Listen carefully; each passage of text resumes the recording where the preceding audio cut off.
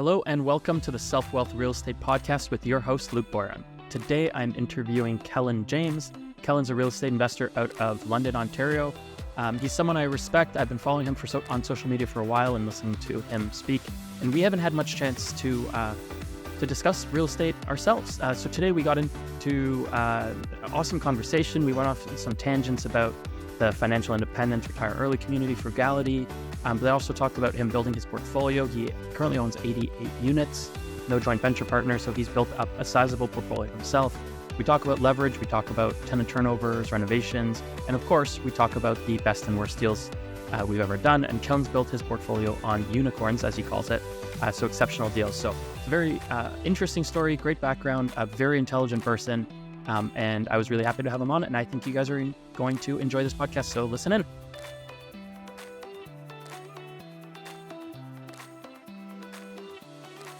Welcome to the Self-Wealth Real Estate Podcast. Today I have Kellan James. Kellan, welcome to the show. Thanks, Luke. Appreciate it. So, Kellan, tell us about your background, how you got started, well, what you did before real estate and how you got started in real estate. Yeah, so I grew up in Sault Ste. Marie, Ontario, actually, and I was there until I was 22. Lived with my parents while I did my university. So I paid my way through school, but lived at home, so I didn't have to pay for any of that. And I did computer science. And then I, at 22, moved to London, Ontario. When I did that, I sold my car and just decided to live as cheap as I could and save every penny I could. And so, I just started walking. I got a job in London at Cisco Systems, like the tech company, doing systems integration. And then walked to work every day. And I was kind of doing a second job as well on like weekends and evenings, which was for Intel, like the processor company, but it was a sales role. So I'd actually go to, not even really sales, it was a promotional role. I would go to like the Best Buy and just tell people why Intel processors are a good thing to know, which luckily at the time, at least I believed. So, so I mean, it was just another form of, another just side income that I was able to continue saving. And so I did that for 4 years, just saving every penny, walking to work and that sort of thing. I'd saved up 120 grand because I made like 52 grand at my day job at that point. For a good few years, I didn't really get any raises or anything because it just wasn't happening in the company. And just saved everything I could. I had 120 grand, and that was when I was starting to go, well, I mean, at some point in the job, I knew I was not going to want to sit at a desk for the next 30 years. Like plenty of people, plenty of millennials and now Gen Z people are going to be feeling, not wanting to sit there forever. So I started looking into index funds and like the early retirement type things. And I found like Mr. Money Mustache and some of those guys, which I was like, this is awesome. And I soaked it up because I saw that there was a way out and there was like the chance of freedom. So that was a big part of my goal there with the saving was I was buying index funds and just kind of doing that. So maybe in 10 years. You got into that kind of Mr. Money Mustache and stuff after you were already extremely frugal. What kind of gave you that mindset to be so frugal and save all that money? It's a good question. My family was never particularly wealthy, so we would always just be kind of naturally that way. I mean, I had an allowance growing up, and I think that part like $10 a week or whatever it was. And I remember saving up for like a scooter when I was a kid, and just like it was like you're going to the movies, and it was like, well, make sure you have saved up your allowance in order to go to the movies. And other kids would be getting, I remember parents handing them $20 bills, and I was like, what is happening? And they'd come to school with like the new bikes with the shocks on them, and I always had this old hand-me-down crappy like whatever bike, and so I don't know. It was just, I get that. Yeah, I'm one of 6 kids. I'm number 5 of 6 kids. I had a lot of hand-me-downs. Hell, I wore some of my sister's clothes as hand-me-downs. I had a pink bike. Like, yeah, I definitely lived I think I got a $3 a week allowance. Yeah, but I got my first job when I was 12 because I wanted money. I remember when I got a job. My first job was at Galaxy Cinemas, so like Cineplex, and I worked in the pizza. I never talked about this stuff on podcasts. It's kind of fun. So I did that. And I remember getting my first paycheck, and I told my buddy, I was like, "This is awesome! Like, you need to go get a job. You get hundreds of dollars." And I was like, I could go buy a PlayStation like with this paycheck. And I was like, this is amazing. And so I was like, I need to work as much as I can. I guess I always just had that. I loved money, I guess. Right. And I know that my parents recognized that early for me, because they actually used it as like a kind of like an incentive for me to like, be on better behavior kind of thing. I have ADHD, so I was a, kind of a hyper whatever kid. And so, yeah, there was definitely like, hey, if you're on better behavior, then like, maybe your allowance is a little bit more and that sort of stuff. So I remember you got the carrot. Yeah, I got the stick. You got the stick. Yeah, yeah, yeah. Well, my brother was 6 years older than me, so I think that like there were some learning lessons along the way, and so I got a bit of I definitely got an easier end of the stick. But yeah, I remember getting that first paycheck and going, I want to put as many hours in as possible. I started associating time with money very heavily, and that's fine at first. It's the reality. And then I got a job at Tim Hortons, and I remember I worked there for like 3 years. And same thing, I got as many shifts as I could, put as many hours in as I could, and just saved. And then I went to, when I was at Algoma University there doing computer science, I worked multiple co-op roles, and I would always try to find the ones that had the highest income, the highest wage. And so I worked at the help desk at my university, and that was a lot of fun. I was able to like be there helping students with like their student IDs, but helping teachers with their laptops and the projectors and all that kind of stuff, and the computer labs and that kind of thing. And then I worked a couple other jobs. I worked at Ontario Lottery and Gaming Corp, so like the OLG for doing like with their phone systems and stuff. They're on the tech side though. And then I ended up I did another role as well at the SR Steel in Sault Ste. Marie in the tech, like doing some software programming. And then I was like, okay, well, I had another opportunity for yet another tech co-op placement, and I went but I had simultaneously had a chance of taking on a job as a dock hand at a fly-in fishing lodge. And so I was like, well, I've already done 3 like tech thing. I think my resume is going to look okay for that first employment job anyway. So I took on that job for a summer, and I worked like 13-hour days, 7 days a week for minimum wage. And I had an opportunity to make at the time like 17 an hour at another tech job, but I'm going to do the minimum wage one, which was like whatever it was, 10 or something dollars. So I mean, I made more doing that because I worked just more hours. And after a certain point in Ontario, like you have to give time and a half after like I forget how many hours. And so I think it's over 44 or over 45, something like that. Maybe, yeah.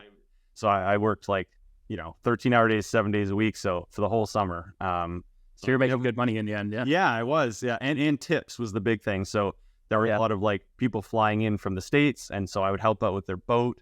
The only way to get here was to fly in with a bush plane and land on the water. So that was where, I was helping with their boat, helping unload things. It was labor. It was just labor. That's just like, and there was some organization. I had to keep track of like guests' names, and it was a cool role. I saved up a good amount doing that. And then so that was actually a big part of it. Not only paid my way through school doing all these jobs, but I came out with enough that I took all the OSAP loans anyway, because my parents didn't make much money, and that was a big part of the application process.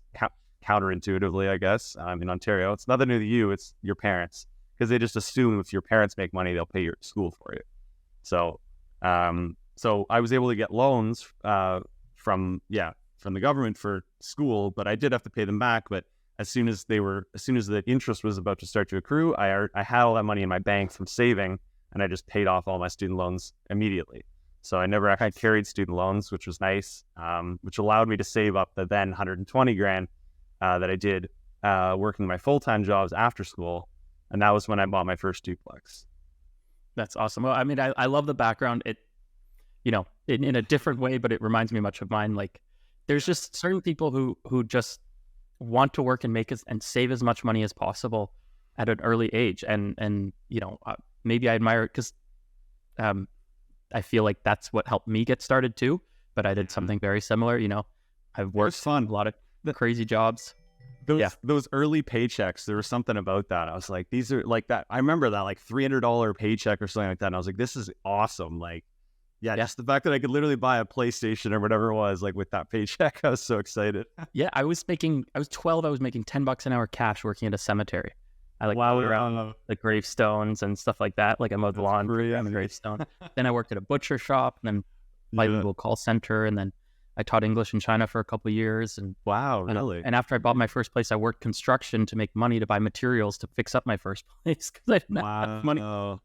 There's a buddy of mine who did like in London, who when he bought his first property, he didn't own a vehicle yet. He bought an investment property, and he would ride his bike with a trailer behind it to bring the materials to the house from like Home Depot and stuff. I love that hustle. And I mean, yeah, we'll get more into your story, but I think I've always come from a frugal background. I think some of your background may have been more frugal than mine. And some of the people, especially at the London crowd in the the fire community, I've always been frugal, but some of you push it to a further extent. Have you found now with your success that you're having that you want to move further away from that, or that you just automatically do? Like I did. So in some ways, absolutely. And in some ways still it's the same. So I still drive a Hyundai Accent to this day. I lived in a triplex until like a few months ago. One of my triplexes. We moved recently into a nicer house, but we are putting an Airbnb in the basement. So there's still a lot of those vibes, the frugality mindset. And, but simultaneously, I love to spend money on convenience. So anything that saves me time now, I love spending money on. So, Amazon is my best friend, just like many people, grocery delivery, if there's ever like a tool or a software or anything that just saves me time, I love spending money on those things. But I did actually go through, my cash flow at one point in my portfolio when rates were really low was like 17 grand a month. And so I was like, this is fantastic. Then I also have all the mortgage pay down and all of course, that's nothing compared to the value that was being added to the building. So I was like, I'm doing great, right? So I actually really got into almost the opposite of frugal. I still drove my crappy car and still house hacked and whatever, but I was like, I'll buy whatever I feel like. And I wasn't particularly frugal for a good chunk of time there. When rates started climbing, I was like, I'm going to reel it back in here. And so I've kind of actually leaned, like even to this day, still now back into a little bit more frugal. Quite a bit more frugal than I was when rates were really low. I think it just feels natural to go with that. And, when the portfolio itself doesn't generate the cash flow it used to, I don't like the idea of sort of spending like money that isn't associated with income from, I don't know, I still tend to tie spending with income to some degree, Yeah. So, yeah. It's been a little, again, I was always frugal, and there's certain things I don't want to spend my money on still to this day. And I'm not a car guy, same as you. I drive a 2012 Hyundai Santa Fe. That's awesome. I didn't know that. Right? That's great. I'm not a car guy. I don't want to show up to my flips, my job sites with, a nice car. I'm like, hey, for sure, plumber, could you bring down your quote while I'm driving my McLaren, please? Yeah. Yeah, no. Mike Van Hout talked about, I think he's got nice cars, and then he's got his truck, right? And he always pulls up to the job site in the truck because the guys associate with it more. And yeah. I like driving, and also like sometimes I'll throw tools in or whatever, and I hate scratch. I don't want to have a nice car and scratch it up. Like I feel less attached to. Oh, I love it. Yeah, and if it's like the bumper's falling off, you just kick it back into place and go about every day. Well, you drive a nice car and someone like dings your door in the parking lot, and it just hurts your heart. I'm like, I don't want to. Yeah, it's more stressful to have nicer things sometimes. Yeah. Yes, it is. But I mean, to be fair, like I live in a very nice house. I've definitely spent a lot of money, and I do spend a lot of money, and it's a bit of a difference. Like I definitely spend well within my means, but people wouldn't consider me frugal from just my spending perspective anymore. Yeah. Like if you look at what I spend a lot. I know. But compared to my income, it's still very reasonable. And I mean, it's also a little bit difficult when you look at your bills from the business side. I'm sure you look at your mortgages and you look at what you're going out of the bank account every month, and you compare that to what you're spending yourself, and you spend a small fraction of that. My business, I spend millions and millions of dollars a year in the business. In myself, it's a small fraction of that. It's it seems like pennies in comparison, but it's still a lot of money for a person. So there's a bit of dissonance there. Yeah, and I think there's also like a bit of that itch being scratched when you're swiping that credit card constantly on renovation materials and things like that. You know, you don't have the urge to spend money because you haven't spent it in a while. You're spending thousands every day, basically, you know, and so that itch is being scratched. So it's, you know, I think that's part of it for some people is they like to spend money. It's part of, they like that process. Well, we get to do that all the time with our real estate expenses. Well, and you know what? I grew up with, you know, a much older dad who grew up in a time when you fixed everything. And so our house was full of like, we had parts and tools and all this stuff to fix other things. And, you know, you'd keep a little bit of extra this just in case you needed it. But now I find that I can afford these things. Keeping all that stuff is more clutter in my mind. And it's like, I may not use these 5 things for 5 years, but I may need one of them in the next year. I'm just going to sell, get rid of all of them. And if I need that one out of those 5 things, I'll go buy that later because I can afford it versus keeping all of it. And then I also find if you keep all of it, you can't even find what you're looking for afterwards. No, that was one of the big actual, you don't hear that often when it comes to like when you start to build some more wealth, you don't have to have as many things because you can always just go buy them again. And when you know, like, you know, I think some of this gets passed down. Like my grandparents were, you know, in Italy during the Depression, and that's when they came to Canada. And so they were hoarders, you know, to some, like they didn't want to get, like, I remember when they passed away, like we went through their house and like there was stuff that expired 20 years ago and like, you know, clothes that had never been open, like that are still in the plastic, like, you know, whatever. And like that, you know, that, I think that gets passed on to their kids who gets, you know, who are my parents, and then gets passed down to, you know, so this is the case with plenty of people, you know, in our generation is you need to do well enough that you don't feel like you have to keep all these things, you know, because it's still associated with multiple generations ago of people feeling that they have to keep things in case they ever need it. And, you know, minimalism has been a resounding theme for sure in my life. My wife is a hardcore minimalist, which is great because it pushes me to be more of one. I always identified as one until I met her, and I was like, well, I feel like a hoarder compared to her. So, you know, I definitely still get Amazon packages almost every day. So I need a minimalist in my life. That's for sure. I need more of that. Yeah. I'm so grateful for it. Yeah. I mean, the opposite would be very stressful. I definitely, you know, you feel the difference when your house is clean and minimalist and you can think and your office is clean. And, you know, that's like, even though I have ADHD, you tend to expect my desk to be full of crap. In general, it's quite clean because I've understood that those things, they pull my attention away. So I need to have... Oh, my desk is full of crap, so... Yeah. But you know where everything is. Yeah, that's how it works. Yeah, no, I'm very much like you. I'm pretty sure. Yeah. I'm very much in that. I only got the diagnosis like 6 months ago. So, yeah. I'm 33. I was like, maybe, I think I was 33 when I got the diagnosis. So. Born in 1990? Yeah, 90. Yeah. Okay. Yeah. I'm 34. So. Oh yeah. Yeah. Yeah. Well, I mean, and you know what's something else too with the older generation is, I don't know if it's changed because of my income or what, but we fixed everything growing up.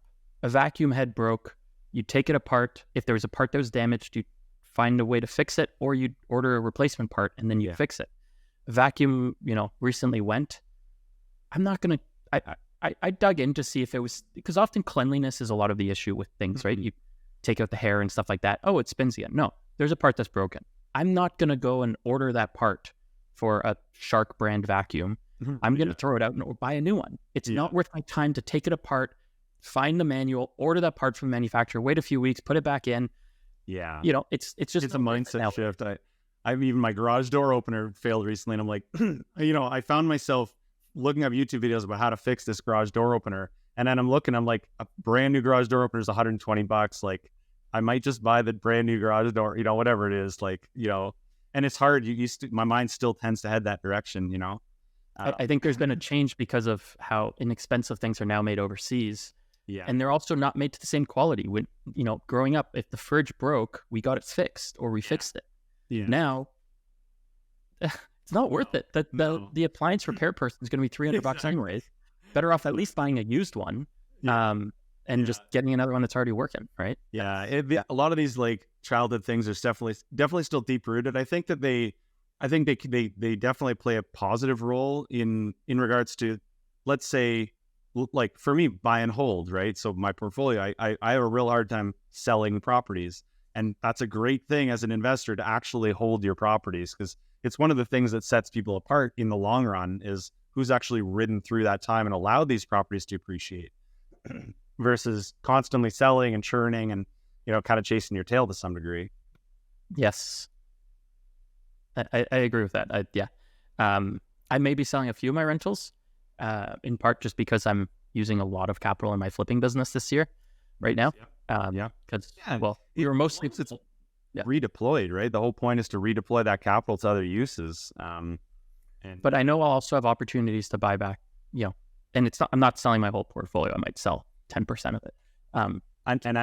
I've sold a few as well. There's a time and a place for it. I think it's good to have a default setting of I'm going to try to hang on to these, and then if there's really moments and times where it makes sense to let go of a property, then do so. But for it to be sort of plan B and not plan A is the plan is to hang on to these for the most part.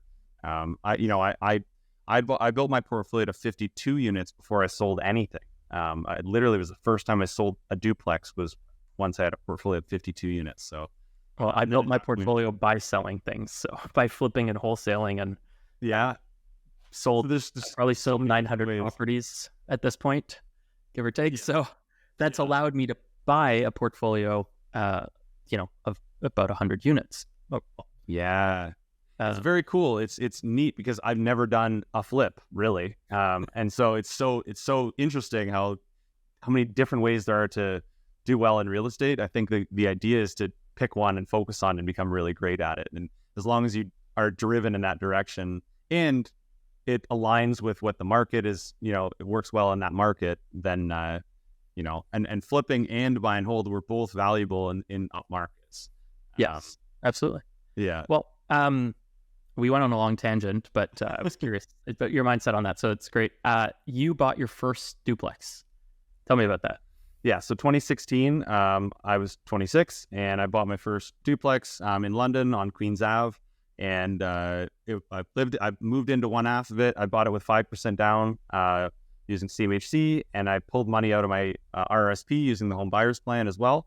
And so that allowed me to, have still enough capital ready to put toward the next, actually 2 deals at the time, because property values were lower, and that first 5% was very little money out of my pocket, and so quite quickly I was house hacking. I was already living for free in that house, so because did it need renovations or just basic stuff? I painted the cabinets. We put in a backsplash, really basic stuff. I did do an energy audit, and we spray foamed the basement, did the attic, and at the time they were particularly useful programs, so I basically got all my money back from that, and then the house was really well insulated. And so I was living for free there, and I ended up living there for 4 years or something. And in the meantime, I'm going to buy my first actual standalone investment property, and so I bought a duplex, another duplex, and it was on a bit of a rougher street, Horton Street in London, and I paid $127,000 for it, which was super cheap even at the time, because 4 months later I reappraised it at $250,000, which was around market value for duplex at the time. How'd you get such a good deal? It was on market. It had it was listed for $150,000 or $155,000 or something like that, and it had drug addicts and stuff like that in the units, and a tenant in the front unit that had been there forever, and there was lots of value add to be had. The front unit was kind of being used as a 2-bedroom, but it could have been a 4-bedroom because it had a whole second level that she just never went up there. And the stairs leading up to that second floor were super janky. So we ended up rebuilding those stairs, painted the existing cabinets, redid the flooring, and kept as much of the old trim as we could, and just really kept the cost down. I did a lot of the work myself in that. A lot of the labor myself in that, because it was non-skilled, because I don't have any of those skills. Actually only ended up spending $25,000 on that renovation. I found light fixtures on Kijiji and everything I could to just not spend much money, and every sale I could find. And then so I was in for a little over $150,000, and it reappraised at $250,000. And so that was my first BRRRR, and I was like, wow, this is awesome, because I got all my money. You just made $100,000 on that one property with your labor, and it took you 4 years of living extremely frugally and working several jobs to save 120K, which is very impressive to do in the first place. But thank you. Yeah, but easier to do with real estate. that was mind boggling because I literally made double my salary on that in 4 months. And so I was like, well, clearly this is what I need to spend more of my time doing. And I mean, this was evenings, weekends, I was living this life at that point. And this was when I started, getting connected with other local investors and things like that. So, there was Bigger Pockets meetups at the time in London. And that's when we started London on Fire. And that was like the London, Ontario Financial Independence Retire Early. So we talked all about early retirement and stuff, and it turned out all of us were really just into real estate for the most part, and as a means for financial independence. And so it sort of morphed into more of a real estate type event. And then we had a podcast called the On Fire Podcast with Matt McKeever, and then I actually bought my third property. I actually closed on it on the same day as my second property. So that was I felt like a baller move at the time, to buy properties 2 and 3 on the same day. But it was just because one had a longer closing. And so the property 3 was very little work. It was in pretty good shape, to begin with. I just got a really great deal off market. So that was my first off market deal. Police officer owned the property. It had tenants in it that were a little bit tougher, but not too bad. And it was in pretty good shape. And so, yeah, I got a really great deal for it off market. I paid, I think, $216,000 for it, and it was a triplex. So, and how did you find this police officer? As a friend or what? I found him through a contractor. So at the time, Matt McKeever was telling me you should offer people finder's fees, and that's how you can find off market deals. So everyone I talked to, I was like, I'll pay you $1,000 was the number at the time, and now at least $2,500 would be the number probably. I'll give you $1,000 if you get me connected with someone. I end up buying the property. And so a contractor, I believe it was a contractor for this one. Actually, this one I called a rental ad. I remember now. He had the unit up for rent, and I called the rental ad and said, actually, do you want to sell the property? And that was how we got connected on that one. Nice. But I have had other references through contractors, and I paid contractors or whoever $1,000 just for giving me the phone number of an owner. I think that's great. I think, obviously my business is built on buying privately, but there's both ways. Like, you can make good money buying on the MLS as well. I mean, you really have to know what you look for, and it's a different kind of effort. You have to put a lot of effort up ahead of time, tell, a lot of people that you're looking, that you're paying finder fees, or contact a lot of rental ads, or, you put the work in regardless, whether that or spend your time on the MLS looking through new listings or making offers on old listings, or, seeing things that were listed improperly and finding, opportunities that way. So, I mean, one of my first flips was listed over Thanksgiving weekend, but on a different board, and it hadn't been carried over to the Toronto board before the end of the long weekend. I bought it before it was listed on the correct board because I saw it on realtor.ca. I made $80,000 on that flip. It was one of my first, it was end of 2016. I bought that one. That's keys, things that are listed wrong. I remember there was a property that would have been over my head. I ended up wholesaling it to a friend for very little, just passed it along, maybe $5,000 or something like that. But I found it on the commercial tab on realtor.ca, and it was a duplex or a triplex, and it shouldn't have been there, but it was there, and it was probably just because of the zoning it was in or something. But because a lot of agents, they think they have to follow certain rules, and they do, but sometimes there's things that they don't need to follow. So, for example, they list something as a 2-bedroom because a 3rd bedroom doesn't have a closet. Right. That's a 3-bedroom. I don't care if it has a closet or not. It's a 3-bedroom. It should be listed as a 3-bedroom. Yeah. But if people have 3 bedrooms as their search criteria, they're not seeing that. And now you have an opportunity. Or you have a big room at the back that's not set up, doesn't look like a bedroom. Sure. Okay, well, you can make it look like one, right? Or there was one that was a 3-bedroom, but there was no door on the 3rd bedroom. They were using it as a family room. Right. Literally, the frame was there. There was just no door on it. So they listed it as a 2-bedroom. And I remember the actionable for there, when I realized that, the actionable step for me was, well, it means I need to look at all the listings, not just the listings that are listed under multifamily residential. I need to look at commercial. I need to look at just all listings, and then just scroll through and learn how to quickly say no to them and find the ones that, this actually has an extra bedroom, like you said, or this one's actually this is a duplex with an illegal 3rd unit, or whatever it is. Like get a feel for because like you said, if it's not a legal triplex, they're going to list it as a duplex, but it's got a third unit, like, and you can maybe legalize. But there's been times where I've seen legal triplexes listed as duplexes because the agent isn't sure if the third unit's legal. Yeah. And instead of finding out, they list it as a duplex. Yeah. And then, so then there's like half the people see it, like. Yeah, and there's a level like, oh, that sounds expensive for a duplex. Yeah, but it's really cheap for a triplex. And this is where the quote unquote market value of properties is so difficult to determine. In theory, whatever you buy something for on the MLS, that's its market value. But it's not necessarily true because it was maybe it was listed poorly, marketed poorly, and so the value of it is associated with its marketing. And so marketed better, maybe its value would be higher. And yes, yeah, it's interesting.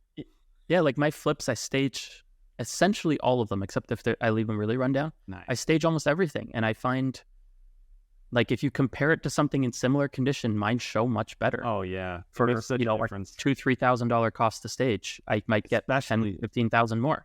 Yeah. Oh yeah, especially those quirkier properties where maybe there's not a full dining room or whatever. Like, yeah, that stuff makes a big difference. And even just for hiding imperfections a little bit. Floors aren't super level. Like, put some furniture there, whatever. Like, yeah. I never do flips, but I imagine that's probably a viable approach. It helps a bit. I mean, it's things like if the floor isn't super level, which usually it's something we try to fix, but area rugs. Carpets and area rugs help a ton. When floors are uneven and the carpet's over it, you don't feel it nearly as much. Yeah, exactly. Yeah. So now at this point, you've bought 3 properties. It was a duplex, and a triplex. Is that right? Okay. Now, have you run out of money yet? I didn't, because the second property was a perfect BRRRR. Okay. And the third property, I actually structured with cash back on closing. So I was able to get a chunk of my money back out. I still had capital to continue going. This was something that Matt McKeever he was an early mentor of mine. So he comes up a lot because, he really drilled into my head the value of momentum, when it comes to acquisition momentum. And, you see plenty of investors buy a property or two and then I'm out of money now, or I'm out of money now. And so I need to start joint venturing. And actually, like, most people I spoke with were actually doing joint venture partnerships when at that stage, or maybe they'd move on to commercial because they were able to qualify for that sort of thing. And I was like, I'd like to be able to continue buying without partners, and I'd like to be able to continue buying in the 2 to 4, 2 to 6 unit space for a while longer. And so, getting a feel for how Scotiabank worked, I understood that they could actually go up to 10 buildings with as long as each building had a decent debt service ratio and it met what they call the 50% rule. And so I just looked at what that formula was, and I looked at making sure that the buildings I was buying would meet that criteria. And I looked at how the BRRRR calculation actually works, which is so funny because people understand that BRRRRing is a valuable strategy, but rarely do the actual BRRRR calculation. What are you buying it for? What are you putting into it? What is your expected after repair value? What's your expected loan to value on the refi? And how much are you out of pocket? Because at some point you will run out of money.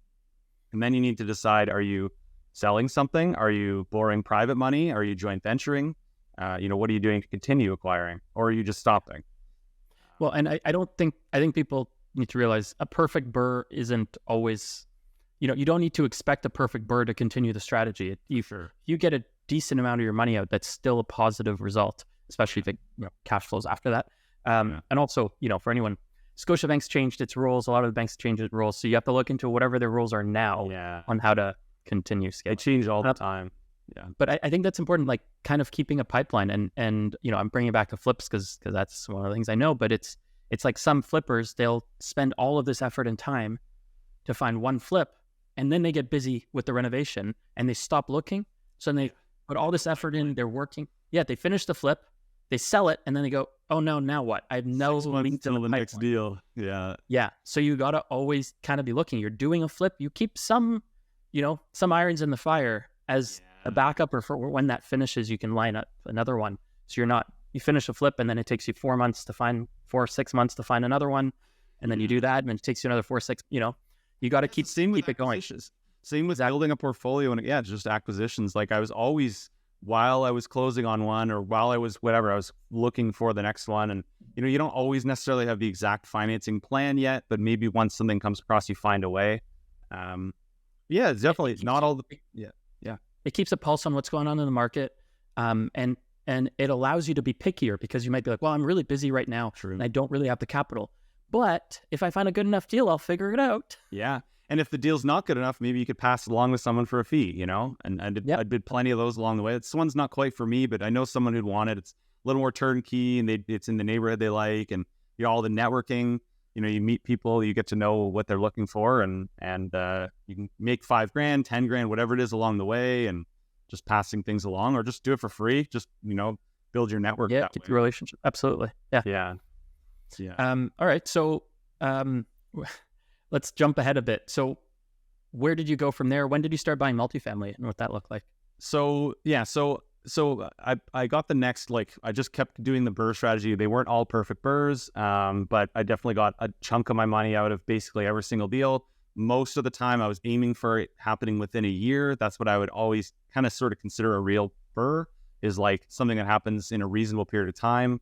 I never really thought of 5 years later, they call it the long BRRRR or whatever. I mean, it's kind of a thing, but that's more of it's mortgage pay down, and it went up in value. But the whole point is force appreciation, pull your equity back out. And so I did that on as many deals as possible. I ended up getting 1 or 2 sixplexes in there as well. I think one, maybe I forget, in that first 10 properties. And then once I hit the 10 property mark, with all of them with Scotiabank, that was when I knew that I wasn't going to be able to qualify for an 11th with typical traditional lenders, at least. And I also knew that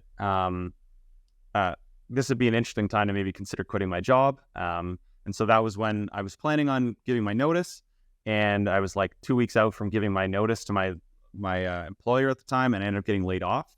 And so I was actually pretty happy about it, but it's so funny because there was mixed, friends or family versus fellow investors, or there's most people in the fire community and stuff understood, and they were congrats, you got laid off. That's perfect. You get your severance package, you get severance. Exactly. I was like, this is great. So it was perfect for me. And my girlfriend at the time, now my wife, we were dating for 8 months or something. And we're let's go on a van trip together for around the States for 3 months. And so we decided to live in a van together for 3 months. She ended up getting coincidentally laid off from her job at the same time. I think it was sort of happening in the market at the time. I don't know, 2019. I don't remember. But, and so we both were done our jobs at the time, and she was planning on going back to work. I was like, I'm done. And so, we converted a Sprinter van. We drove around the States for 3 months. We slept in Walmart parking lots. We got a Planet Fitness membership and showered at the Planet Fitness, which are everywhere in the States. Nice. And we went to a whole bunch. We got a national park ss, and we went. Normally you use it to go to a few national parks. We use it to go to 30 national parks because we drove around the whole country. That's awesome. And we brought her dog, now our dog, and it was a hell of an adventure. I had never gone on a vacation for more than a week at that time, so to do that and to really put our relationship to the test that early on as well, live in a van after having dated for 8 months, and we're married now, so it's been fun. It's almost the best time early on in the relationship. You're in the honeymoon phase at the beginning, you're this is all fun. We like spending time together. Yeah, exactly. Yeah. It was 30 years in, you're I want some space. We've actually done multiple other van trips since. We did one last year. I think it was last year. We did a 1 month trip again out to Eastern Canada. Awesome. We've done. It's been a resounding theme in our relationship and just in our life is a lot of travel. We've done Norway, Australia, New Zealand, Costa Rica multiple times, Dominican, and I don't Nice. I think that'd be something I'd love to do that with my daughter when she's older. She's 3.5 now, so she won't remember any of it, but I'd like to do it with her very soon, though. That'd be so good for sure. Yeah, that'll be a stage that we're entering into, I'm sure, in the coming couple of years for us as well, starting a family. So it's awesome. It changes your mindset with business, I'm sure, and that's something I'm already starting to understand how that will change. Yeah. So tell me, what's your portfolio like now, and what are you doing in real estate these days? So I have 88 units now, still no joint venture partners. They're all in London, Ontario. It's like assets under management of like 15 million. So they're nowadays mostly 6 units and up.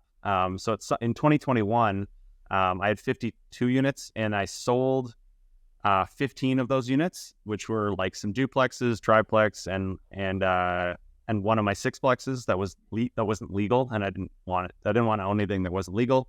And so I cashed in quite a bit of, well over $1 million of equity that I pulled out from those sales, which meant a massive capital gain. I paid 380 Rand in tax that year. And that's why you BRRRR. Like, that's why you don't sell. And so I had a massive tax bill. But yeah, I mean, it also meant that I had done well. So I used that capital to put toward 51 units that I acquired in that year, in 2021. So that was when I bought a 24-plex, an 11-plex that's now a 12-plex. I added a unit, a couple of 8-plexes. I think that was it, maybe something else. And there was a family in London that was selling a bunch of their portfolio, a massive sell-off. And so I picked up a good chunk of the portfolio. And and that was like, okay, so that was 2021. And that's a lot of properties in 1 year.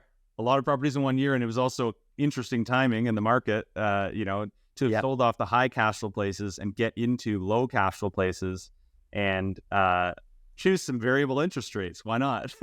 So I did the same thing. Yeah. Yeah. So that the last couple of years has been like a battle in large part. And luckily I feel like I've gotten through that battle finally. And we're filming this in December 2023, and the last few weeks, bond rates, 5-year bond rates that affect 5-year fixed rates have been taking a nosedive. So hopefully that trend continues. And, when this episode's released in spring of 2024, that rates are even lower. Bond rates were 3.4 something yesterday when I was looking. So. They did a rate pause, and more than likely at some point in 2024, we'll probably see rates start to come down a bit. But honestly, even if they don't, I've now set my portfolio up such that I'm able to ride through these times without issue. Now that's been an ongoing process and it has not been easy. It did involve me selling 3 of my buildings. So I sold 2 duplexes and a triplex, I think it was, or 2 triplexes and a duplex. Luckily I'd owned these buildings for so long. They each had hundreds of thousands in equity. And that was allowing me to pay off some private loans that I had taken on. So I just wanted to deleverage. And, I did a talk at ONRIA about this. And, I'm looking back, I feel like I said everything I needed to have said at that time. This is a great time to deleverage. And, some people listened, which was good. Some of my coaching students listened, and I think they're happy they did. Get some of your equity out. Make sure you don't have too many high interest loans. There's plenty of people who have had lots of high interest loans that they have not been able to pay off since, and it's caused a lot of trouble for both them and their lenders. And so, some sales, luckily a bunch of refis as well. Working with different credit unions because some of them have been more aggressive than others during this time. And a lot of turnovers. So during this time, I recognized that burn rate is going to be such an important factor, because if we're expecting interest rates to be high for a long period of time, possibly, I wanted to make sure I was ready for a scenario like that. And so, I figured, how can I do that? Well, I need to get my rents up, and I have a giant chunk of new units that need turnovers, probably like 40-something, 50 units maybe that need to be turned over. And so, that's a big deal, especially with no partners, capital-wise. And so, so I looked at it as, well, let's say I borrow 100 grand from somebody, at 10% or whatever it is, right? $833 a month in interest. Prom notes is typically how I'd work for this sort of thing. Now, as lenders, people need to be extremely cautious about lending out on prom notes. I typically don't recommend it. I don't either. I mean, I think it's fine to lend to me on a prom note because I know my own financial situation. But if the person can't be open and show you all their financials and where they are on everything, it's dangerous. Yeah. And the only people that I generally borrow from are friends or people that have followed me for 7 years and know my situation. Absolutely. And because of that, they have that trust. But anyways, So if say you borrow 100 grand, it's $833 a month in interest. If that allows me to pay 3 tenants 10 grand each to leave, and now I can get each of those units rent up by $400 or $500, that's more than paying for the debt month to month, and it's also increasing the value of the building significantly, and it's allowing me to plan for riding through these times. And so, that was what I did quite a bit of, and I turned, I don't know, maybe a dozen units or something over in the last while. I don't know what the number is offhand, but we turned a lot of units over, probably more actually. It might be upwards of 20 at this point. I have an 8-plex that I turned 7 of the 8 units over. I have another 8-plex that I actually turned all 8 of the units over. And then the 24-plex that I bought, since then we've turned 12 of the units over. So yeah, a lot of turn units over, get rents up, and that's really a big part of stabilizing, as well as selling is a big part of stabilizing, because you can deleverage, pay debt down. That's deleveraging, and then get income up. So I'm happy now with where things are at, and it's been a process for sure. There were plenty of stressful times and stressful nights during this time, of just making sure that things are in a comfortable position, and we've seen that it has not played out that way for everyone. There's been plenty of people who, when the tide has gone out on them during this time, and luckily I don't do any flips, and so it's almost impossible to have won if you're doing flips during this time. So that's not really a question of competence as much as it is just the strategy in that market being such a difficult thing. When property values drop and interest rates go up, it's going to affect flippers more than it's going to affect buy and hold people, at least acutely, or at least immediately. Buy and hold people had a little bit more of a time to adjust and deal with that. Maybe adjust their lifestyle, during this time as well. You used to there are plenty of people who are driving around in Range Rovers and Lamborghinis that you don't see on Instagram anymore. So that's a good point. I haven't seen as many people posting about buying their Lambos lately. They don't have those cars anymore. Yeah, no, that makes sense. Okay, well, let's move on to the next segment of the show, where we talk about the best and worst deal that we've done. And I love doing this because I think we learn the most lessons from other people's mistakes and successes. So for sure, let's talk first about the best deal that you've ever done, or your favorite deal. I've had a lot of deals that I've honestly built my portfolio on unicorns, is the way I try to describe it, because a lot of my, while I built a portfolio of 88 units, it's really only I've maybe done 17 property deals kind of thing over that time between, that's not that many over a 7-year period, a few per year kind of thing. So you have time, you have months between each deal to find one really great deal. And so, a lot of my deals I've been really happy with, but one of them that I did more recently in late 2021, I have some notes here. So I paid $700 grand I paid $600 grand for an 8-plex in London. And that was on the MLS. They were asking $750. Even that was $750 for an 8-plex. It's under $100 grand a unit in London. And it sat for months. It sat for 2 months and no one wanted it. And it was partly because this family that had just sold a bunch of properties in London had sort of flooded the market with these multis. And so this was sort of overlooked.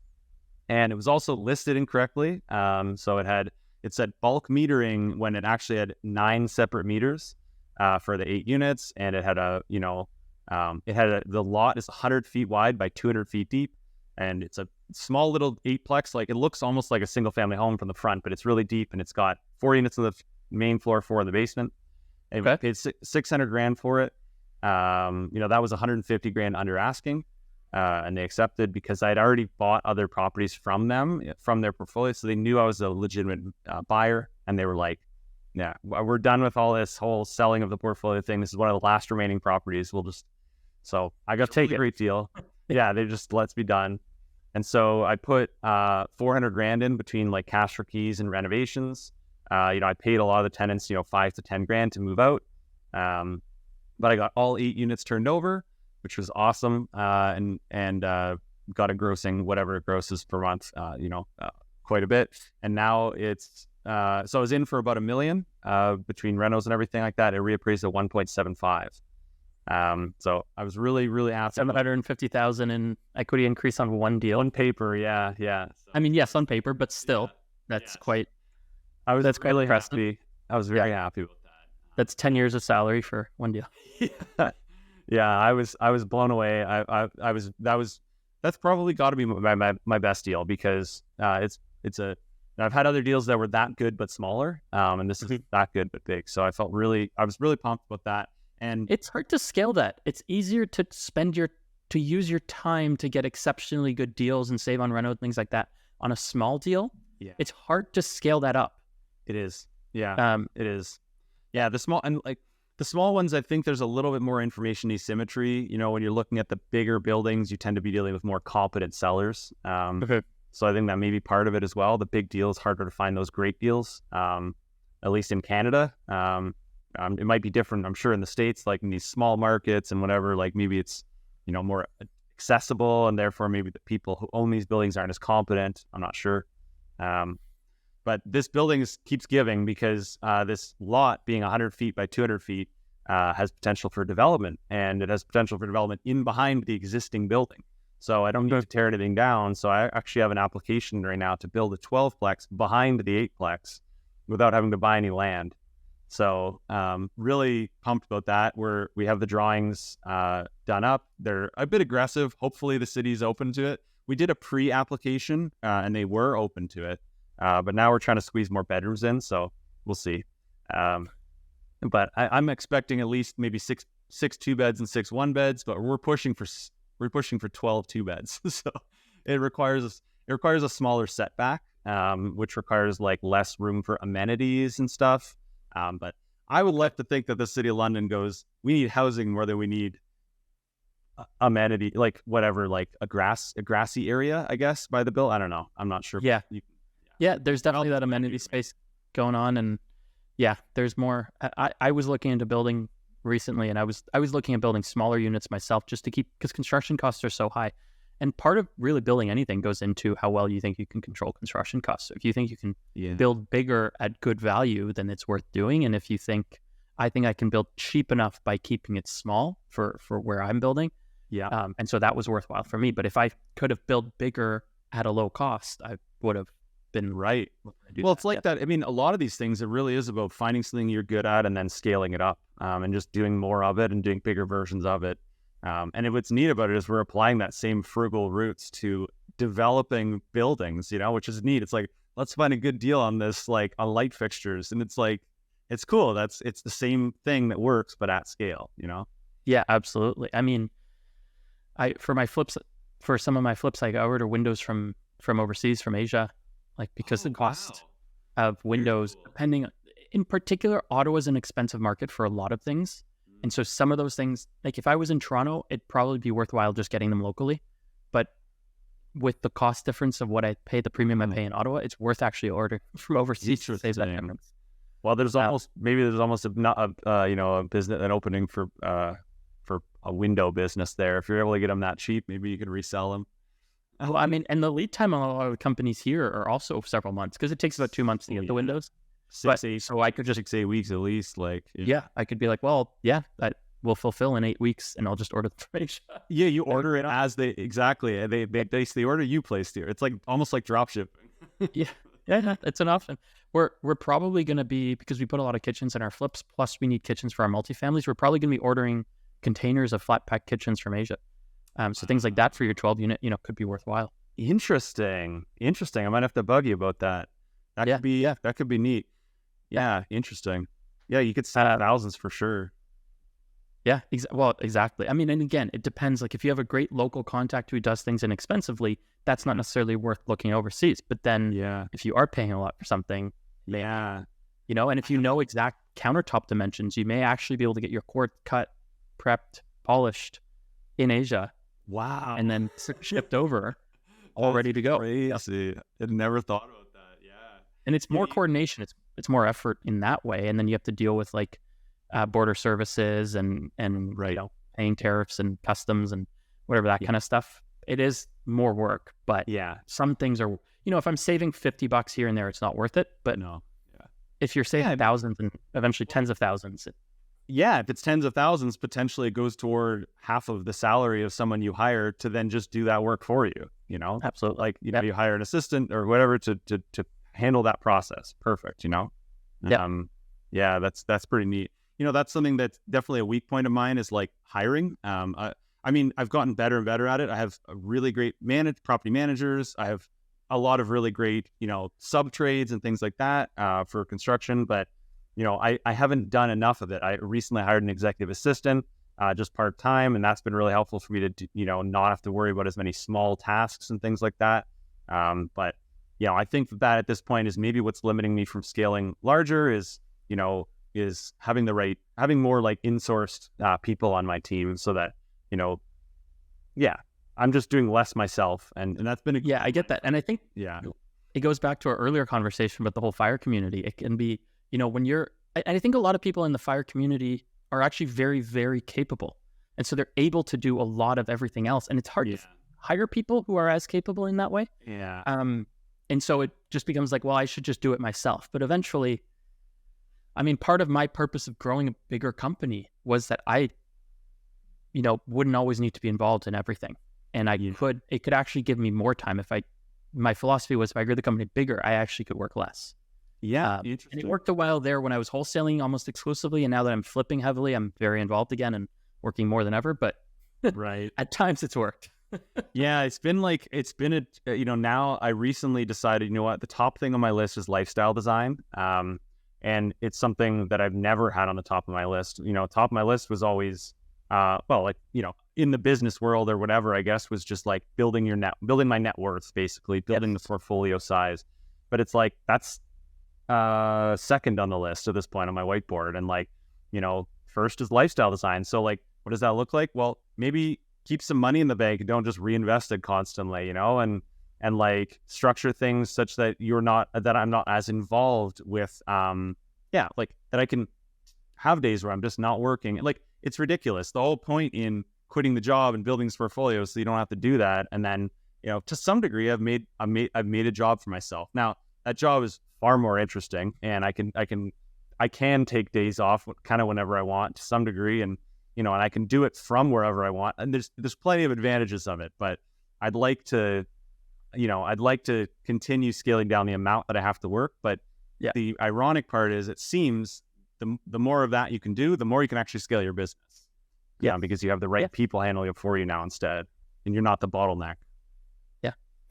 So what lessons did you learn from this first deal where you made $750K in net worth? What did I learn? The renos, I could have approached them a little more methodically. We kind of went through them unit by unit instead of like demo them all, frame them all, whatever. Like, it was because some of them were turning over before others. And so I probably would have approached that a little more methodically. It went relatively smoothly, that project. I mean, I don't think that one had a lot of lessons learned because it went quite well. I think some of the lessons that helped you get this, you had already learned, like don't be afraid to offer low on the MLS and things like that, right? Just, you got it for, you know, you took almost 25% off, or you took 20% off their asking price on a 8 unit, you know, and still got it. Don't be afraid to do that kind of thing. Yeah. And it's just, you know, it naturally, you wouldn't learn that much from a successful project, you know? Yeah. And that's why we're going to switch to the next one, which is, tell me about your worst deal or your least favorite deal. Yeah. So my least favorite has been another 8-plex of mine in a similar neighborhood, the same neighborhood sort of. And I bought it from, actually, I forgot, the same family, but I bought it privately off of them a while before they actually listed anything publicly. I'd gotten in touch with them through a property manager. So this was part of the, you know, offer finder's fees, talking to property managers. And so I ended up buying this other 8-plex for $700,000 early 2021, which was still a great price. I'm perfectly happy with the price I paid. It was a non-conforming 8-plex, but I had a pretty strong indication that that I could get it legal non-conforming with the right, going through the process, which I'd gone through on other buildings before, kind of finding old phone numbers and phone books and all this crazy process to prove that this has been used as an 8-plex for 50 years or whatever, but it's a whole process. And so that was a big part of it, is that took some time to get it legal non-conforming. It did end up getting approved eventually, thank God. And then getting turnover has been difficult. So we only, as of now, have 7 of the 8 units turned over. So it's been like a long time. It was early 2021. So, God, I mean, that wasn't immediately we weren't diving in head first. Like, I had a bunch of other projects in the go. So I'm sure there were some months there where I was just doing other things, but getting that turnover has been difficult. We have only 1 tenant remaining, and I believe we'll probably have a turnover there soon as well. A lot of cash for keys and stuff again. And then, I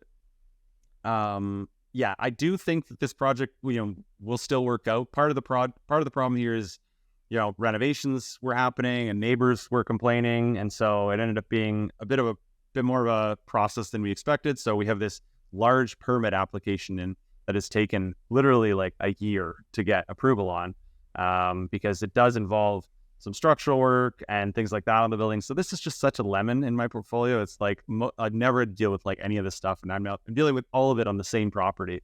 And so I do believe it'll still work out. I paid $700,000, and I'm probably going to end up putting about $500,000 in total.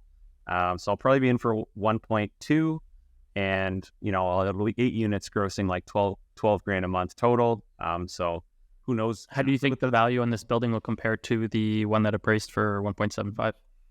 I'm being more conservative about it. I mean, it makes sense too, with the market having gone down this last while, but like, it'll be worth more than 1.2. $200,000 a unit will be 1.6. So, and I'm not even budgeting for it to be worth 1.6, but even if, honestly, worst case, if it's worth 1.2 at the end of this, which would be an absurdly low appraisal value, I'd still be okay with it. I wouldn't have made any money, which sucks on the deal. For all the work that you did. Yeah. That happened. But it's funny how sometimes our worst deals aren't a loss, right? It's just, we wouldn't do it again for the effort we put in. Yeah.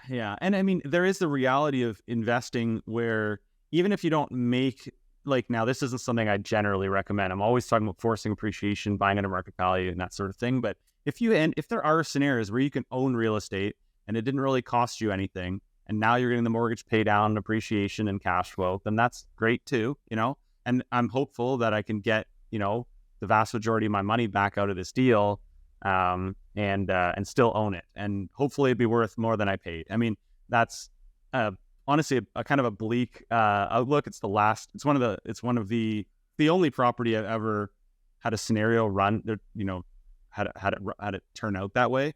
Now, I don't yet know how it will turn out. I do expect to probably make a few $100,000 of profit on it when all is said and done, but I'm being quite conservative on how this might play out. Now, I have a really great contact now for creating drawings for the building and things like that. So we have approval for the permits finally for the basement, and now we're getting we're going to be getting. I expect, I'm very confident we'll get approval for the other 6 units in the coming month or so. So in 2024, early 2024, we'll get in there and start this massive renovation, and all the neighbors will have to just put up with it because it's got permits slapped up on the windows and deal with we have neighbors complain for sure on our properties. My favorite only because we've had some bad neighbors in terms of stuff like that. Like, I don't want to, not necessarily to like spite people, but my favorite was we were building a coach house in Ottawa, and coach houses, I only wanted to build coach houses where no minor variances were needed so that I wouldn't need to ask any neighbor's permission. There was no council meeting. It was a building permit application only. So we start building a coach house and the neighbors go, I called the city. I couldn't believe we didn't even get any notice. They just started building. Yep. Too bad. We didn't ask your permission, because what would you have said if we had asked? They would have said, no way, that's next to my backyard. My kids play in my backyard. I don't want another house in the backyard there. No, too bad. Too bad. We started building, and now there's a nice coach house. There's, we built a 450 square foot coach house back there, little junior 1-bedroom. It's rented. Built. Yeah. What did that cost to build? It was 420 square feet. And one of them was just under 200. I would say the first one. The second one's, I don't know exactly. It's somewhere between 150 and 180 to build. The second one. The thing I can't wrap my head around with ADUs and these sorts of things is like, does it add more than that in value to the build? Well, so I spent about Yeah. between 150 and 180 to build this all in with the survey, hooking up the plumbing, all of that, and it rents for 1750 plus hydro. Okay, yeah, great. So yeah, you're like, it's a 1% rule type property either way. So yeah, it's like, I think that appraisal values are going to need to learn. They're going to have to. There's going to be a learning process for appraisers over the coming decade or so. This one, as an ADU, what does that add in value? You know. Oh yeah, I refinanced one of them, and they had a lot of difficulty appraising it. Yeah. But I wouldn't recommend it to someone who needs all of the money out on the full BRRRR. I would expect to not get the full value that it would sell for. Yeah, yeah. I have another one that is currently a legal duplex with 2 driveways that I want to build a coach house in the backyard eventually. So it has room for 3 separate parking, like without worrying about tandem. Like, because one's a double driveway and then a single that actually goes to the back. Right now, it's a legal duplex. It's a raised bungalow, 1 unit up, down. And I ran the plumbing to the back wall, so it's ready, and we have 3-meter bases. It's ready to hook up the third one. That one I will do. But the other ones that only have 2-car wide driveway in areas that don't have good transit, I'm not going to put a third unit in. So what we have is a full house, for example, a bungalow with the basement, or the other one's a 2-story with the basement. Full house, rents like a full house. They just have a smaller backyard. And then separately, you walk along the back and there's a little house in the backyard. That's cool. I like that. We were thinking about putting an ADU in our own backyard of the house we just bought. We decided against it for now because we don't want to spend 150 and add 150 in value, because then we don't feel like we're getting ahead at that point. But you would be, because it's generating income that justifies it. Yeah, it's more for the income, and it's a way to. Yeah. It's a way that it can be worthwhile if you're not always looking to pull all of your money out, right? Because there's right. It's a lower leverage approach, which is fine. Yes, if you are looking for a lower leverage approach, take a property you already have a good mortgage on that you don't plan on refinancing. True. And add it all there in cash, but it's good return on your cash if that's what you want to do. I like that. It's actually it's another version of stabilization. Yes. And you could probably maybe find construction mortgages and things like that, so that, like, as you're going, it's not taking too much of your capital. And I like having, like, some properties highly leveraged, and some properties with low leverage, and it kind of balances out to a comfortable leverage for me. Right. And that tends to happen naturally anyway, because someone's not really up for renewal for a couple of years anyway, and it's going up in value, or it's getting paid down, or you've turned units over and increased its value, and it tends to just happen naturally. Yeah. I don't think we touched on it. What lessons did you learn from this second eightplex?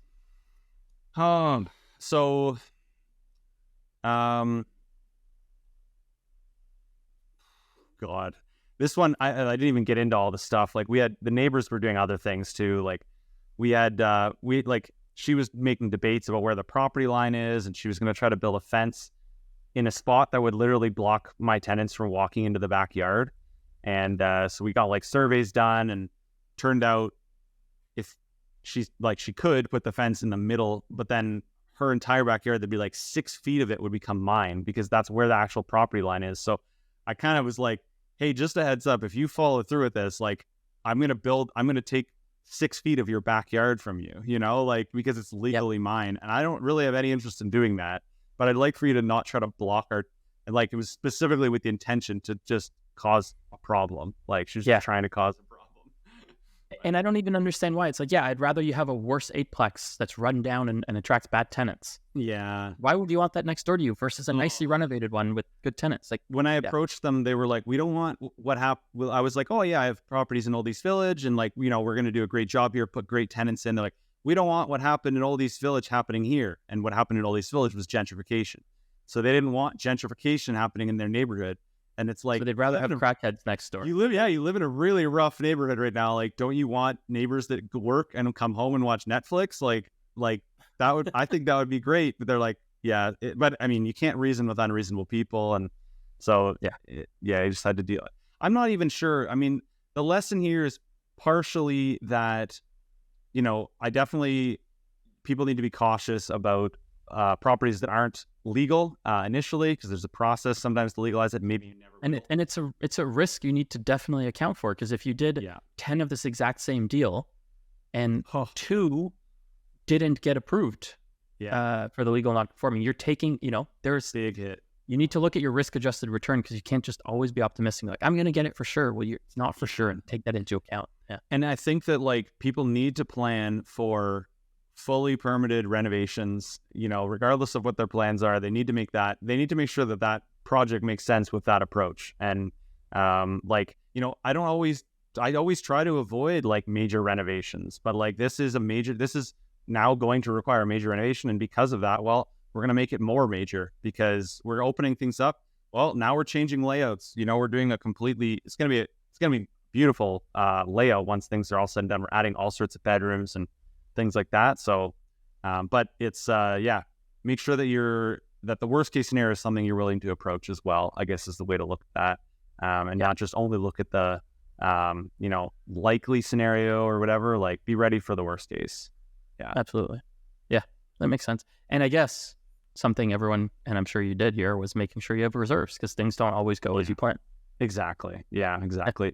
And, a big part of that, this last while, realistically, I think people don't talk about this enough, is reputation and networking and, social media and all these things have been imperative when it comes to riding through these times. A lot of people have relied on private money. And if people don't trust you and you don't have connections and these things like that, you're not going to be able to say, hey, I'm in a bit of a pickle. Can I borrow a couple $100,000? It'll help me get through it. If people are like, I don't know you, I don't trust you, I've never heard of you, no, then you're like, I'm screwed. I don't have the money I need to do what I need to do here. Or if you've already tapped into all of that and maxed it all out and you're fully leveraged, well, now there's no one left to tap into. So luckily, that's a big part of what you're talking about. Having some lower leverage situations, in general can be really helpful because that's you hedging to some degree. You're ready in case things don't go well. And it's a little bit about what we touched earlier about kind of having a pipeline. Same thing as deals. It's the same thing as, the ability to borrow or just building relationships ahead of time. Because if you go and try to build a relationship with someone and you know them for a week and you're like, hey, could you lend me some money? I'm in a pickle. Yeah. Like, I don't know you yet. No. How about you build those relationships for a few years and then you have friends who can find a way to help you out if you need it, or you're there for them as well, where you've helped them in situations. And then if you need help in the future, now there's that quid pro quo versus you just meeting someone new. And it's clearly your intention was just to meet someone new to ask them for help. It doesn't come out the same way. And for me, the two most valuable things have been long-term friendships and relationships and business relationships. People that have seen what I've been doing, they've seen everything I've been doing since 2016, and they're like, yeah, I know what Kellan does. I can trust him. Like, he's good for this, whatever, right? And so those relationships that you build over a long period of time are your most valuable relationships. And then the other is the value of social media, because if you're having all these one-to-many conversations like we're having right now, and many people are listening, it's another way to build trust with people. And you do that over a long enough period of time, and you don't need to have all these individual conversations where you're building trust with people. They already know you, they already like you, they already trust you, and they're more likely to be like, this is someone I'd be open to loaning money to or doing a deal with or whatever it might be. And so, and in large part, it can be too powerful because you see various examples of people utilizing social media to build trust and then screwing people. So there's plenty of those things happening as well. I've talked about it before, but there's people who are good at real estate and there's people who are good at raising money, and they're not always the same people. No. And sometimes people are good at both, but sometimes people are just good at raising money and convincing others that they're good at real estate, but they're not good operators. And it's more important to put your money with a good operator who doesn't borrow a lot than to put your money with someone who borrows a lot but isn't a good operator. That's dangerous. Yeah, because that person's only paying you back with other people's money. Like you're working Peter to pay Paul. At some point, that's a Ponzi scheme, Yeah. And people fall into Ponzi schemes without realizing they just did one. They're like, well, it's okay. I'll borrow from this person to make sure that I have enough to pay the interest payments on all these other people. It's like, wait a minute. Where does the dust settle on this? Like, what's okay? I don't need to worry about that. I'll just keep borrowing. It's like, that doesn't work. And I know this because during like the last few years, I've paid off hundreds and hundreds of thousands of private loans. And I know what it looks like to unwind this situation of having large amounts of private money. And I didn't even have that much, like I had under $1 million or around $1 million, probably, total at the worst, most, highly leveraged time. And, luckily I had plenty of buildings with hundreds of thousands in equity that I could always tap into. Not everyone has that. And not everyone is willing to take the ego hit either, of like, you know what, I'm over leveraged. I'm going to sell a couple. So, it's also the reason I talk about this stuff on social media is so that people like hear the real story about what's happening out there with investors. Cause I think it's just, it's danced and pranced around way too much. And it's because people have relationships with these people, or they have partnerships with these people, or they're just afraid of conflict or whatever it might be. But these things need to be known because the Ontario community is only so many names, honestly. You and I, between the two of us, probably know the vast majority of people in the say, I don't know, small multifamily space and flipping space. Maybe the active ones who, not the ones who just buy off the MLS with their agents and don't talk to other investors, because there's a lot of people who do that. And I find that so strange to put so much money into something and not be involved. But the other thing too with paying off the expensive debt is that's a guaranteed return, right? Like you're like, oh, I've had this real estate, I might make this return, but if I pay off this 10 or 12% loan, I'm making 10 or 12% on my money. If I can go borrow that or sell a property, get $100,000 out and pay off a 12% interest loan, well, I just made $12,000 a year. Exactly. This is also why, like, during times where I have any of those high interest loans, I don't like spending a lot of money in my day-to-day life, because I know I'm essentially spending 10% loans on whatever that thing is I just ordered, and it's like, I don't like that thought process. So I'm okay with knowing I have mortgages out there and I'm buying things in my personal life. That's fine. But like private loans, so I'd rather make sure that I have that stuff in check before, so that's been the process this last while. And I finally now I'm at a point where I feel comfortable about the way things are laying out. A big part of it is I have a triplex right now that I'll be closing this on the sale of in early next year, and that's pulling another almost $250,000 out. So, I have a lot of equity in these places. I'm happy to be able to tap into to get me out of these, like any of these types of pickles. But there's plenty of investors that just don't, or that they have as much borrowed on these buildings as they're worth, or they're upside down. So let's move on to the final questions of the show.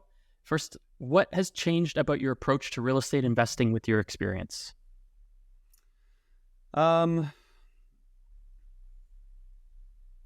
Oh man, that's I wonder if it could be narrowed down. First thing that comes to your mind. What's the first? Nothing honestly came to my mind initially. What has changed? Converted dwellings was a big part of my portfolio for a good while, and it still is. But I'm less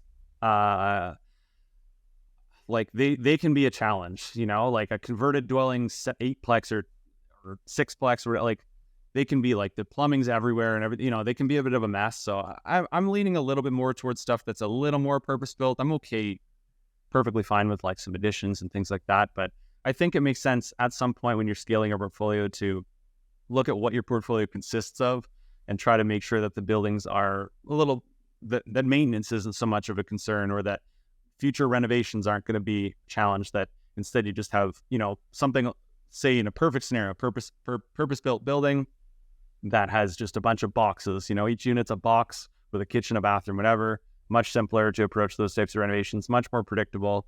And, it's a big part, it goes hand in hand with the idea of, larger multifamily investing, which is something I like to do more of now, because the value is directly impacted by the income and expenses. So if you turn a unit over and get the rents up, the value of the building is now higher.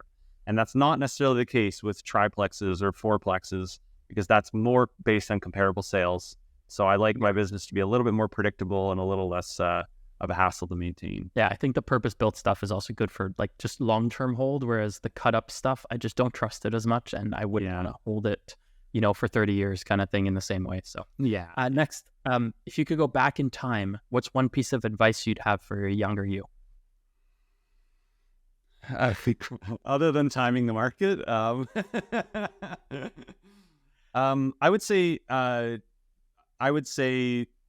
keeping an eye on leverage, because it goes with the theme of what we were just talking about. So I probably would have, on the year that I bought 51 units, I probably would have bought 40 instead, and that would have made nothing. That would have, made things a whole lot more manageable. during that time. It's just, you know, if you're going to buy something, make sure that the money you're using to buy it is, you know, from a refi of a previous property, or that you have a clear plan lined up to pay off any private loans that are needed in order to continue moving forward. So yeah, just I think that makes sense. I think sometimes people think, like you talked a little bit about just watching your spending, but as you scale a portfolio, it makes less of a difference, because you're like, hey, you know, I spend $5,000 a month, $10,000 a month. I can cut 1,000 out of that budget. But if you own a large multifamily and, you know, something changes and it's a $10,000 a month difference, you can't cut that out to make up for it, right? So your personal income or personal spending starts making a smaller and smaller percentage, and as you relevant. Yeah, as you get more of a portfolio, larger, like, and that leverage gets too high, you have less you can do to compensate for it, and it becomes more and more dangerous. If you have one property and you know what, the tenant leaves, but you make enough money, you can cover that out of your personal income, and that's fine. Yeah.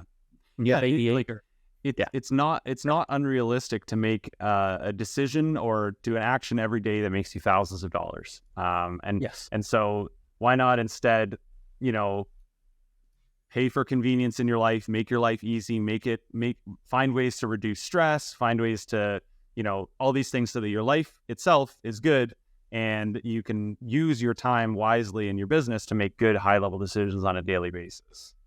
Yeah. Awesome.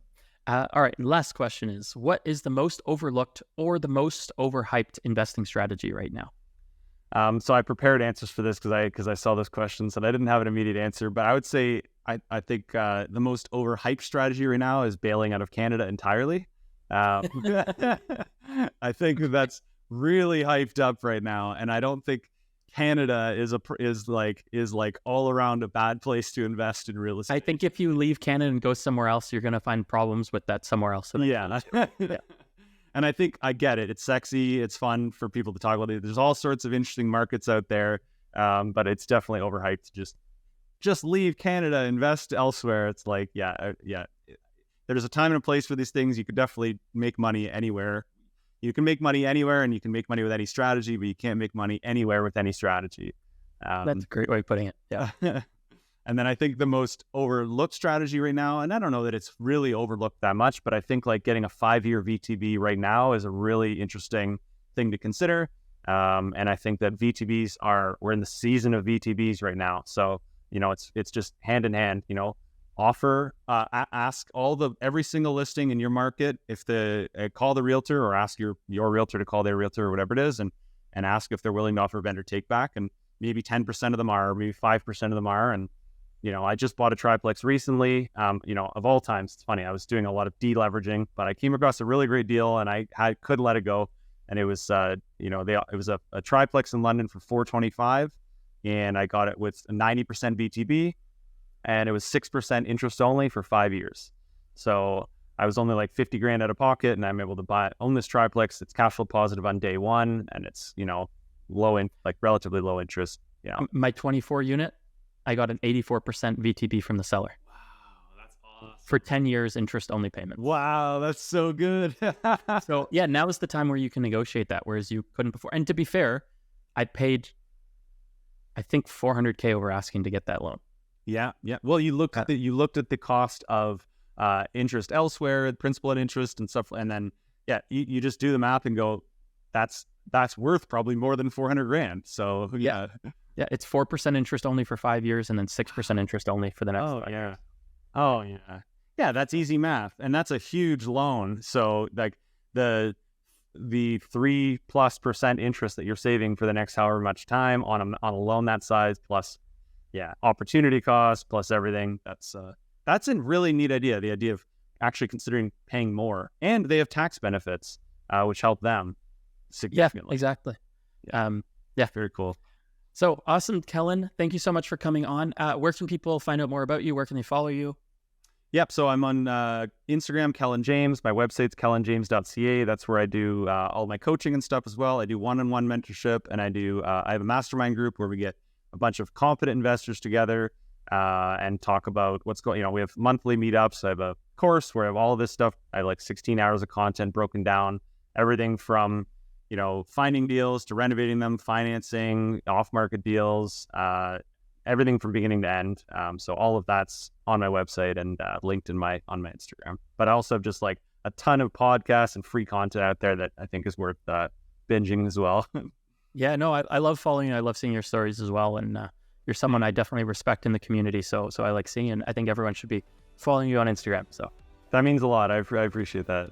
And if you're there following Kellan and you're not following me yet, follow me at Luke Self Wealth. And thanks for listening, everyone, and we'll see you on the next one.